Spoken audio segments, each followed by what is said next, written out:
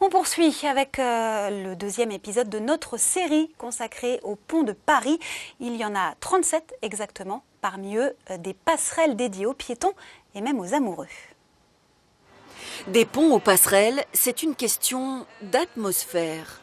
Direction la plus romantique, bâtie entre 1801 et 1804, reconstruite en 1984, la passerelle des Arts a bien failli crouler sous des tonnes de cadenas d'amour. Retour en arrière. Il y a aussi les amoureux qui jettent même la clé dans la Seine. Il y a des gens du monde entier qui viennent pour le faire, donc voilà, nous aussi on le fait. Voilà. On est de Paris, mais on le fait quand même. Je trouve ça super mignon, j'aimerais bien mettre un jour mon cadenas aussi. Eh bien non, las, la mairie de Paris a remplacé le grillage par des parois de plexiglas. Le petit cadenas, bien que têtu, est depuis Fort Marie. Située entre l'Institut de France et le Louvre, cette passerelle en a vu défiler des hommes illustres, dont un certain Vercors. Vercors donc est un écrivain qui a écrit Le silence de la mer en 1941. Il se trouve qu'à cette époque Paris est occupé et que c'est sur ce pont des Arts qu'avec ses amis de la Résistance, ils vont se passer des livres sous le manteau, on va dire, qui vont ensuite partir en Angleterre. Et ça, c'est l'origine des éditions de Minuit.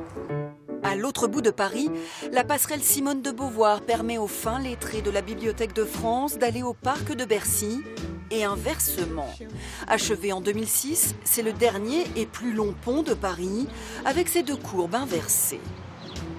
Vous avez une portée ici de 190 mètres et une des passerelles les plus longues de Paris aussi. Le pont, il fait 304 mètres en tout. En plus, cette lentille, elle a été construite dans les ateliers Eiffel en Alsace et elle a été amenée en un bout sur des barges à Paris et elle a été montée en une nuit aux deux appuis qui étaient construits sur les quais. Un espace à part, libéré des bruits de la ville. Une place publique suspendue au-dessus de la Seine que les Parisiens se sont appropriés. C'est ce côté un peu bois et métallique qui est assez mélangé. Du coup, je trouve que ça rend super bien. Et voilà, c'est un peu un jeu des textures et des lumières. Et voilà, c'est un peu ça. Du pont le plus récent au pont le plus ancien, il y a 4 siècles d'histoire. Ironie du sort, le pont Neuf est aussi le pont le plus vieux de Paris. Sa première pierre a été posée en 1578. Et la découverte du pont Neuf, ce sera dans le prochain épisode de notre série. Elle est signée Maude de Bohan, Laure Bignalet et Cécilia